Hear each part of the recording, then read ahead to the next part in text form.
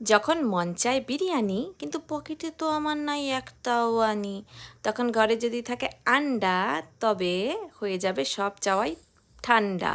তার জন্য বাসমতি চালকে আমরা ধুয়ে ভালো মতো ভিজিয়ে রাখবো, তারপর নিয়ে নেব আদা, পেঁয়াজ, রসুন, কাঁচা লঙ্কা, আলু সব কিছুকে।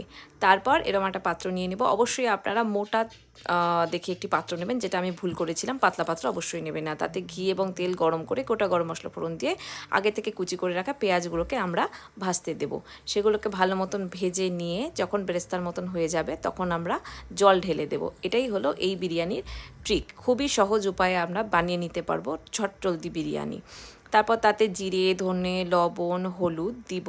তারপর দেব 2 চামচ বিরিয়ানি মশলা এবং তারপর একটু নাড়াচাড়া করে তাতে আমরা অ্যাড করব কেওড়া জল, গোলাপ জল এবং মিঠা আতর, যেটা ছাড়া বিরিয়ানি মনে হবে না। তারপর আগে থেকে সেই টমেটো, রসুন, কাঁচা লঙ্কা এবং আদা পেস্ট করে রাখা সেটাকে ছেঁকে তার জলটা আমরা ইউজ করব। তারপর এতে আমরা আলু দিয়ে তারপর সেটাকে ঢেকে সেদ্ধ হতে দেবো যতক্ষণ আলুটা সেদ্ধ হয়ে যাচ্ছে। দেখুন একদম সেদ্ধ হয়ে গেছে। এই পর্যায়ে এটা একদম ডান হয়ে গেছে। এবার এতে আমরা আগে থেকে সেই ভিজিয়ে রাখা চালটাকে জল ঝরিয়ে আমরা অ্যাড করব এবং তাতে কিছুটা পরিমাণ মতন আবার গোলাপ জল, কেওড়া জল, মিঠা আতরটা আমরা অ্যাড করব। খুব সামান্য, যেহেতু আমরা প্রথমে অ্যাড করেছি তাই খুব বেশি অ্যাড করব না। স্বাদ মতো নুন দেবো এবং একটু গরম জল দেবো। তারপর ডিমগুলো অ্যাড করে সেটাকে ঢাকা দিয়ে সেদ্ধ হতে দেবো। দেখুন একটা সময় একদম জল শুকিয়ে এরকম হয়ে আসবে।